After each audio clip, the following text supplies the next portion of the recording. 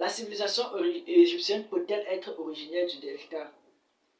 Devant l'impossibilité de prouver que le berceau de la civilisation égyptienne se trouve à l'extérieur de l'Afrique, certains égyptologues lui reconnaîtront une origine locale, mais venue du delta. C'est une sorte d'insistance pour établir l'origine blanche de la civilisation égyptienne. Dans cette logique, sans aucun fondement historique, si le delta est civilisé avant la Haute-Égypte, cela voudrait dire que la civilisation égyptienne a été influencée par la race blanche asiatique ou indo-européenne. En fait, aucun document historique ne milite en faveur de cette thèse. C'est en Haute-Égypte que l'on a trouvé, depuis le Paléolithique jusqu'à nos jours, les témoins matériels des étapes successives de la civilisation. Moret estime que les rois du Nord ont eu une prépondérance sur le reste de l'Égypte au début du temps. Il soutient sa thèse par la fertilité du delta par rapport à l'étroite vallée de la Haute-Égypte. Il cite l'invention du calendrier qui aurait eu lieu sous la latitude de Memphis. D'autre part, il affirme que les dieux égyptiens, Osiris, Isis, Horus, sont originaires du delta et ont été imposés à la Haute-Égypte par le truchement du calendrier découvert dans les deltas. Or, le livre des morts, antérieur à toute histoire écrite de l'Égypte, nous apprend qu'Isis est négresse, qu'Osiris est un nègre, c'est-à-dire un anou. Si Osiris et Isis étaient nés en Basse-Égypte, on comprendrait difficilement que leurs reliques soient entièrement accaparées par la Haute-Égypte. Analysant le papyrus du musée de l'Éide, qui prouverait l'origine d'Osiris au delta, Amélino constate, je le cite, « Depuis que Bush l'a copié, ce texte a disparu. » Fin de citation. Amélino fait un autre constat et se demande, je le cite, pourquoi les villes de la Haute-Égypte eussent-elles revendiqué pour elles les parties les plus importantes du corps d'Osiris? Si Osiris fut né dans les deltas, fut mort dans les deltas, eût été un dieu local d'un petit canton du delta, je n'en vois aucune raison. Fin de citation. Ici intervient un trait caractéristique du culte des nègres. Un ancêtre mort fait l'objet d'un culte. Les plus lointains, dont les enseignements dans le domaine de la vie sociale se sont révélés efficaces, deviennent peu à peu de véritables dieux. Osiris ne serait pas devenu un dieu s'il était né dans le delta et que la civilisation égyptienne ait été fortement influencée par la race blanche.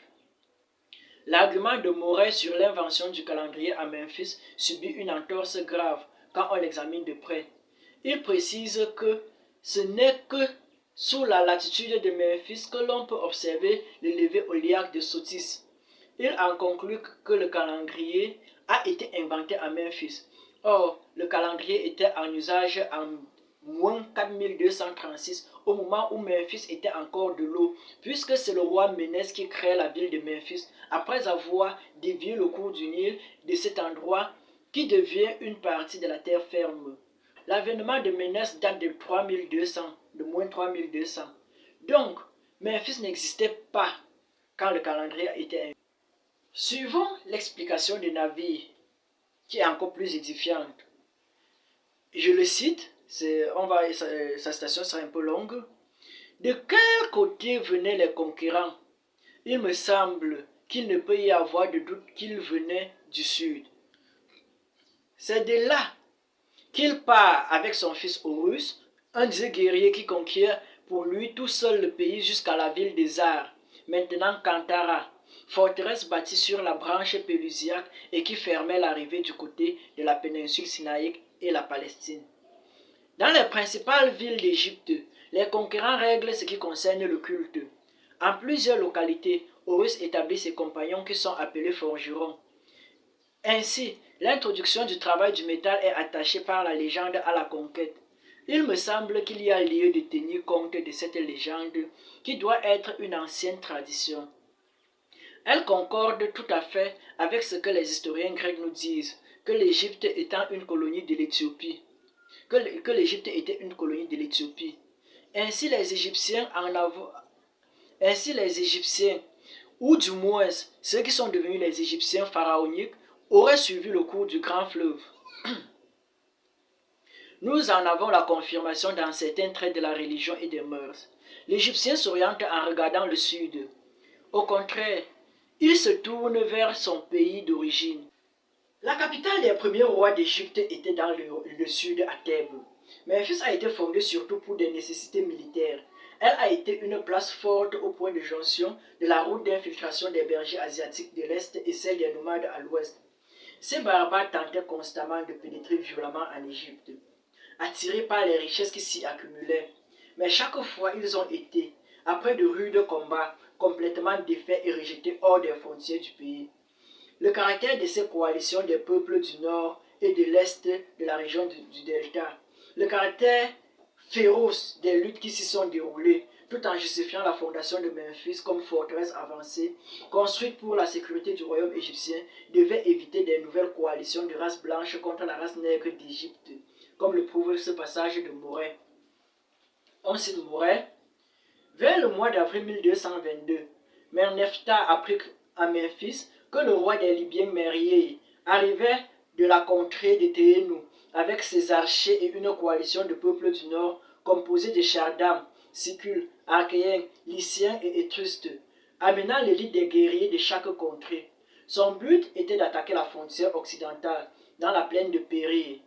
Le danger était d'autant plus sérieux que la province de Palestine était elle-même atteinte par l'agitation. Il semble bien que les Hittites avaient été entraînés dans la tourmente, quoique Merneptah a pu continuer ses bons offices vis-à-vis d'eux en leur envoyant du blé par ses navires lors d'une disette pour faire vivre le pays de Katy. Fin de citation, c'est cité par Morey dans son ouvrage des clans aux empires, page 389. Après une bataille féroce qui dura 6 heures, les Égyptiens avaient infligé une punition exemplaire à cette coalition de hordes barbares et les avaient complètement disloqués. Les survivants en ont gardé un souvenir d'épouvante transmis par des générations. Morey poursuit, je le cite encore une fois de plus. La bataille dura 6 heures, pendant lesquelles les archers d'Égypte firent un carnage parmi les barbares. Mérié s'enfuit à toutes jambes, abandonnant ses armes, son trésor, son harem. Il inscrit au tableau, parmi les tués, 6359 Lyciens, 222 Sicules, 742 Étrusques, des Chardam et des Achéens par milliers. Plus de 9000 épées et armures et un grand butin furent capturés sur le champ de bataille. Merneptah grava un hymne de victoire dans son temple funéraire à Thèbes, où il décrit la consternation de ses ennemis. Chez les Lyciens, les jeunes disent entre eux à propos des victoires: nous n'en avons pas eu depuis le temps de Ra. Et le vieillard dit à son fils: hélas, pauvre Libye, les Théénou ont été consumés en une seule année. Et les autres provinces extérieures de l'Égypte furent, elles aussi, ramenées à l'obéissance. Théénou est dévasté, Katy est pacifié, le Canaan est pillé, Ascalon est dépouillé, Gazar est saisi, Yanoëm est anéanti, Israël est désolé et n'a plus de semences. Le carreau devient comme une veuve sans appui vis-à-vis de l'Égypte. Tous les pays sont unifiés et pacifiés. Donc voilà, c'est toujours Morey qui le dit, ce sont les propos de Morey. Il importe quand même de retenir de cette citation que la victoire a été acquise à Memphis, mais commémorée à Thèbes dans le temple funéraire de Merneptah. Ce fait confirme que le pharaon Merneptah n'est retenu à Memphis que par des nécessités militaires, mais sera enterré à Thèbes comme la quasi-totalité des pharaons égyptiens. Même quand le pharaon mourrait à Memphis, en basse 3200 avant Jésus-Christ selon la chronologie courte, l'Égypte fut unifiée en un royaume par Ménès. En Asie occidentale, on n'aura rien de semblable. Au lieu d'un royaume puissant et unifié, on ne rencontre que des villes, Suse, Our, Lagash, Sumer, attestées parfois par des tombes anonymes qu'on décrète tombes royales sans aucune preuve. On élève ainsi au rang des rois des personnages qui, dans le cas où ils ne sont pas fictifs, n'étaient que des patriarches de villages ou de villes.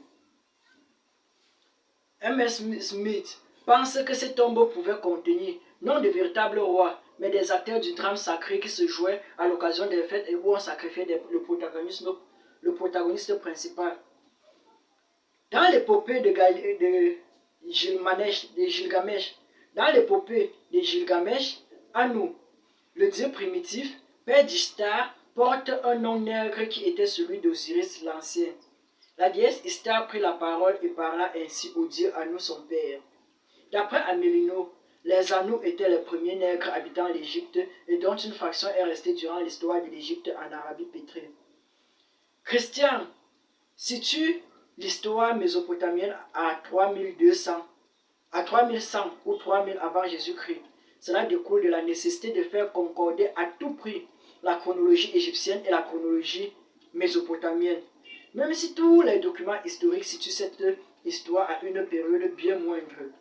Le docteur Contenot se lève en faux contre cette thèse. En fait, si l'on se cantonne uniquement dans le cadre des faits probants, on est obligé de ne voir dans la Mésopotamie qu'une fille tardivement née de l'Égypte. En ce qui concerne les monuments perses, Diodore nous apprend qu'ils ont été construits par des anciens Égyptiens, enlevés de force par Cambis le Vandale. Je cite Diodore dans le livre 1. En passant en moins 525, la Perse sous Cambis a réussi à soumettre l'Égypte. Je cite alors Diodore dans le livre 1.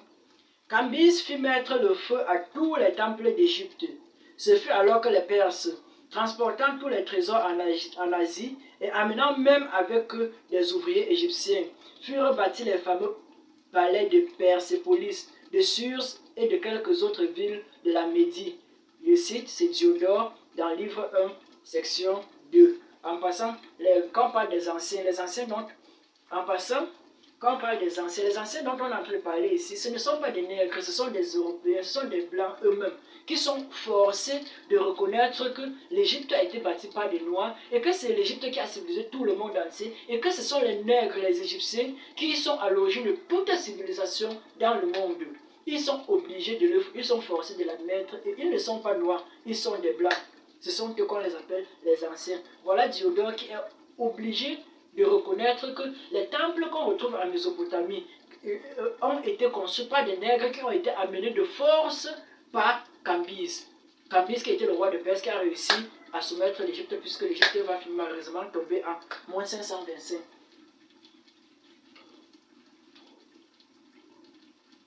D'après Strabon, Sus était fondé par un nègre du nom de Titon, roi d'Éthiopie, père de Memnon. Les Susiens s'appelaient aussi Sissiens. Échille affirme que la mère de Memnon se nomme Sissia. Or, nous savons tous que Sissé est un nom propre.